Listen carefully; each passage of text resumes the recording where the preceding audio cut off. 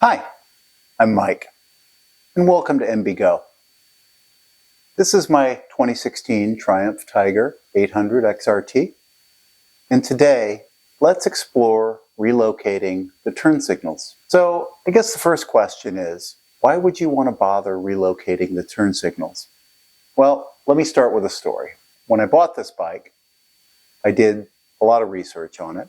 And one of the things I found was a post where someone talked about relocating the turn signals, and somebody else asked, why? Why would you want to bother? The response was a little snarky, certainly in keeping with the Facebook ethos, which was, you'll find out if you drop your bike. It's not wrong, but I'm going to go a little deeper into that.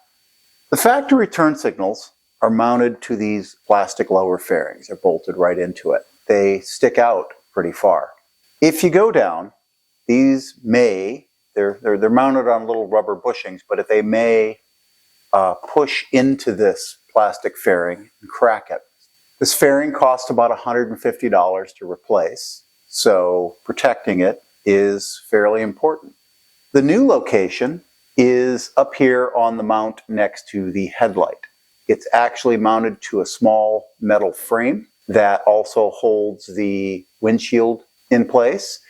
And if you go down here, and this does by any chance catch something, then what's probably going to break is the turn signal itself, which is fairly inexpensive to replace.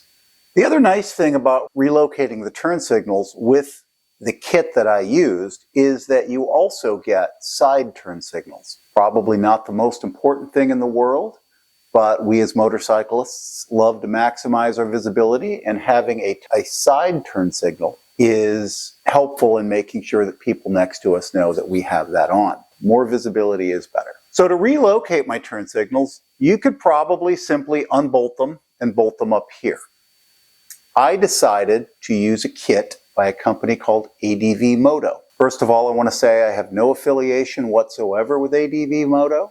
I ordered the kit just like you would, so all of the opinions that I'll talk about are my own. So who is ADVMoto? Well, I believe it's a guy named Terry out of London who identified this problem and has some engineering skills and designed a solution to fix it. He does this, I believe, out of his house or his garage with a 3D printer and some other automation and some wiring. To buy this kit, you visit his website, advmoto.co. I'll provide a link to that. The order form is an email that goes to Terry.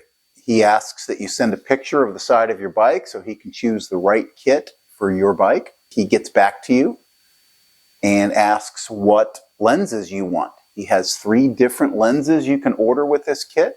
One is plain. One says 800 on it, of course, for the 800 cc's. And then finally, there's a Union Jack logo. I didn't really like the 800 one, but I couldn't decide whether I wanted the plain one or the Union Jack one. So when I sent him my email, I told him I couldn't decide, and he said, you know what, for another 10 bucks, I'll send you both sets of lenses, which I thought was really cool. He put the kit in the mail. I tracked it from London to here in Indiana, and it did get hung up in customs for a few days in Chicago, but I got it about 3 weeks later. And I'm really happy with the shipping process. I really do like the fact that in this day and age, somebody with a 3D printer can solve a problem and build a solution and deliver it. I will tell you the experience with ADVMoto was very positive. So what are you going to need to do this installation? Good news is you're not going to need much. You're going to need a 10mm socket. You'll need a Phillips head screwdriver. You'll need a 5mm hex wrench and a 4mm hex wrench. You may not need it, but I find it handy. This retainer clip remover is certainly handy. There are a couple of retainer clips you're going to have to pull, and this is better than jamming them out with a screwdriver.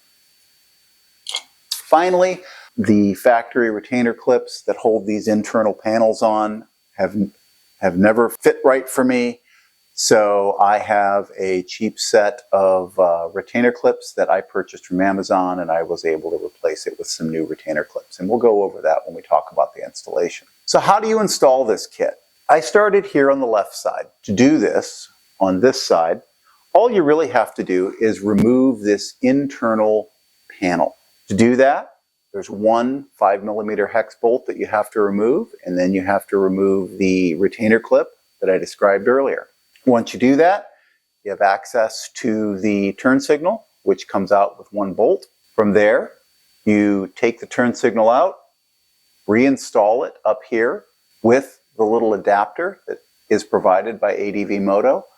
Cool thing about the adapter is it is contoured to fit and align the front turn signals so that they are facing perfectly forward. They don't twist, they won't come loose. Once you've installed this, you run the wires, you put the panel back on, and as I mentioned before, you're going to I replaced this plastic clip because I just couldn't get the factory one to go back together. Then you test it. The right side's about the same, however, the wires on the right side do sit behind a plug. I actually found it easier to simply remove the fairing. There's only 2 more screws that you have to remove this fairing, and it just made it a lot easier for me to get at it and not have to try to work around that wire. The little junctions that you need to plug into are sort of sitting right behind that plug, and it was just easier to remove this and put it back on. So am I happy with this? Yes, I'm actually very happy with the results of this relocation. I do feel a little safer that these turn signals aren't sticking out, they're sitting up here. Certainly they can still break, but if they do break, they're probably not going to tear anything off with them, where before they were mounted to this plastic fairing, and if they hit something, they could easily break this plastic fairing. They no longer stick out beyond the crash bars, which I'm happy with. The quality of the kit that I received is very good. I'm really impressed with the fit of the plastic adapters that hold the turn signals in place. I'm even more impressed with the wiring. All of the wires are connected properly, and they are just the right length. Not too long so that you have to wind up extra cable, not so short that you don't have enough slack to work with it.